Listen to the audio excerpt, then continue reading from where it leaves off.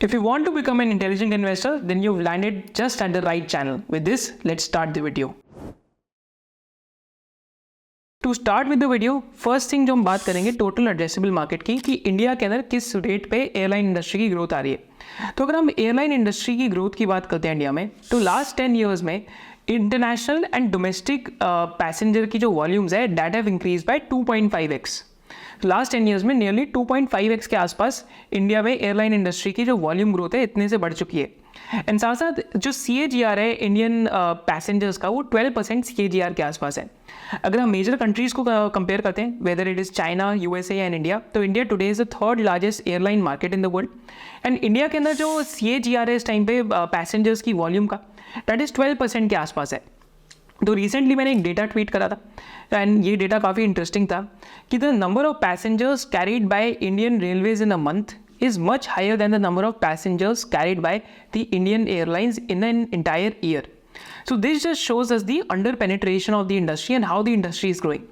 तो जब भी हम एयरलाइन इंडस्ट्री की बात करते हैं तो एक चीज़ हमें याद रखनी है कि airline industry typically grows at 2x the GDP।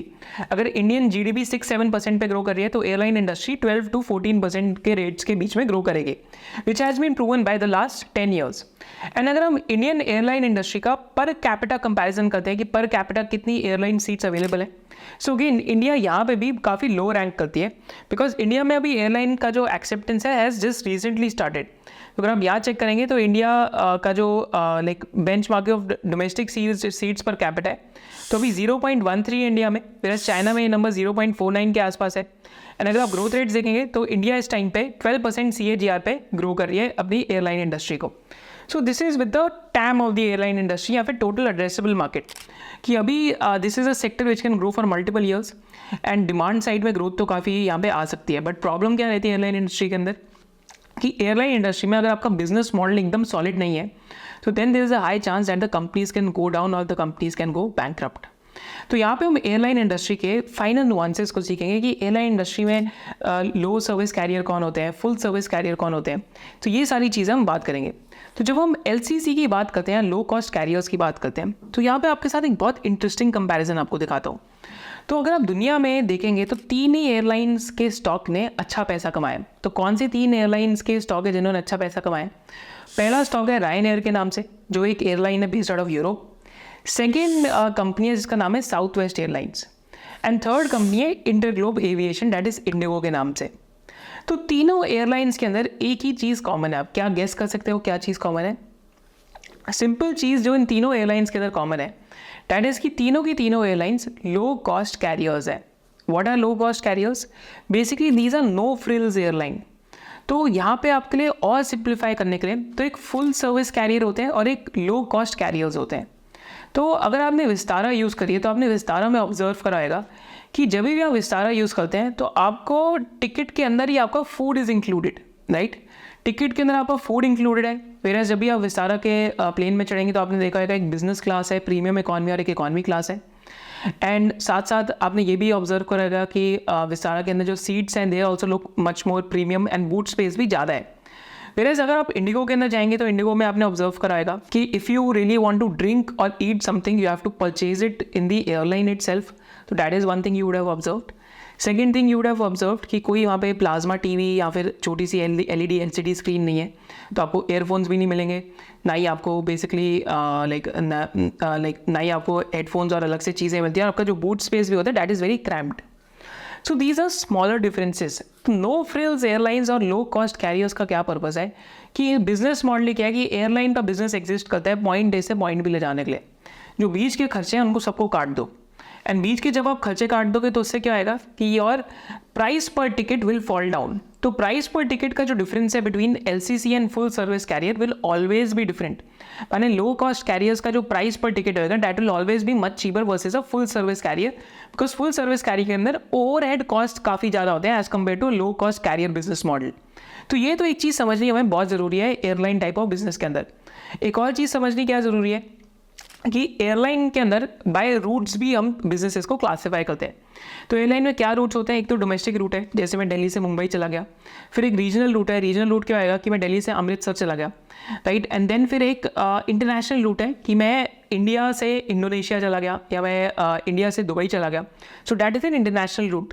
तो यहाँ पे आपको एक चीज़ समझनी ज़रूरी है कि जो मोस्ट पॉपुलर रूट्स हैं, अगर मोस्ट पॉपुलर रूट्स पे आपके number of flights which are servicing the passengers are more, तो आपका टर्न अराउंड टाइम भी काफ़ी ज़्यादा क्विक हो जाता है। एंड अगर आप उस रूट्स पे आपके पास मोस्ट टर्मिनल्स है, so again you become very profitable because आप टर्न अराउंड टाइम भी ज़्यादा कर सकते हैं और आपको रेवेन्यू की भी प्रॉब्लम नहीं रहेगी। तो एक तो ये चीज़ आपको समझनी ज़रूरी है। सेकेंड चीज़, किसी एयरलाइन को इंटरनेशनल बिजनेस अगर इंडिया में क्रैक करना है, तो one thing they have to make sure is that कि इंडिया से 80% जो फ्लाइट होती है that is for less than 8 hours. तो माने अगर हम इंडिया से दुबई जा रहे हैं तो दुबई की flight I think if I am not mistaken 4.5 to 6 hours के बीच की है बेसिकली, और भी कोई नियर बाय कंट्री जा रहा है। सो अगेन 80% जो इंडिया से इंटरनेशनल पैसेंजर्स है that is for a flight time of less than 8 hours. तो यहाँ पे इंडिगो इस टाइम पे काफ़ी ज़्यादा इंटरनेशनल पैसेंजर्स के अंदर भी इस टाइम पे आ रहे हैं। फिर रीज़न बीइंग बिकॉज जो उनके फ्लाइट्स हैं that is A321 neo that can carry passengers up to 8 to 8.5 hours. तो जितनी भी उससे लेसर फ्लाइट होगी तो वहाँ तक इंडिगो कैरी कर सकता है उनको, because international flights are much more higher margin in nature, क्योंकि यहाँ पे एफिशिएंसी भी ज़्यादा रहती है। तो ये चीज़ भी आपको समझनी ज़रूरी है। फिर एक लो कॉस्ट कैरियर्स के अंदर एक और क्या बिजनेस मॉडल के अंदर डिफरेंस है कि these guys preferably use only one type of flight model. तो अगर आप इंडिगो का देखेंगे तो इंडिगो हमेशा ही A321 नियो हो गया या जो A320 एयरबस फैमिली है इस कंपनी के साथ ऑपरेट कर रहा है। तो भी इंडिगो पास बोइंग नहीं है, अभी सिर्फ एयरबस ही एयरबस है। वेराज अगर आप बाकी इंडस्ट्री स्ट्रक्चर के अंदर देखते हैं जो फुल सर्विस कैरियर्स भी हैं, अगर इंडिया के अंदर कंपैरिजन करते हैं तो एयर इंडिया के पास बोइंग 747 भी है, बोइंग 777 भी है, बोइंग 777-300 भी है, बोइंग 787 भी है, A319 भी है, A320 भी है, A321 भी है। वेराज अगर आप स्पाइस जेट की बात करेंगे तो बोइंग 737 है, बोइंग मैक्स है, राइट, देन DH8 है, बोइंग 737, A340, A321 भी है। So this is one of the key differences जो एक लो कॉस्ट कैरियर और एक फुल सर्विस कैरियर के अंदर रहता है कि लो कॉस्ट कैरियर के बिजनेस मॉडल के अंदर एक और चीज़ क्या यूनिक है कि ये लोग लीज बैक करते हैं। लीज बैक का क्या मतलब है? इंटरग्लोब एविएशन का one of the lowest cost structure क्यों है? Because they always maintain a lot of cash on the balance sheet. And ये एसेट लाइट बैलेंस शीट को आप कैसे बना सकते हैं?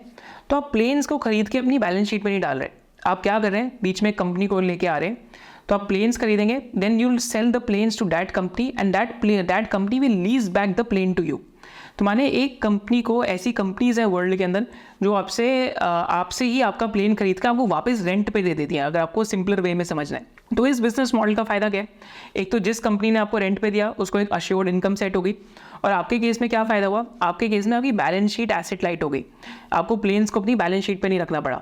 तो इसका एक ह्यूज बेनिफिट क्या है? ह्यूज बेनिफिट क्या होता है कि आज इंटरग्लोब एविएशन या इंडिगो की जब हम बात करते हैं तो उनकी average age of fleet is 3.6 years. तो हर 5 साल के अंदर एक नया अपग्रेड आता है, चाहे वो एयरबस का है चाहे बोइंग का है। And whenever the upgrade comes, the next upgrade is always more fuel efficient versus the previous upgrade.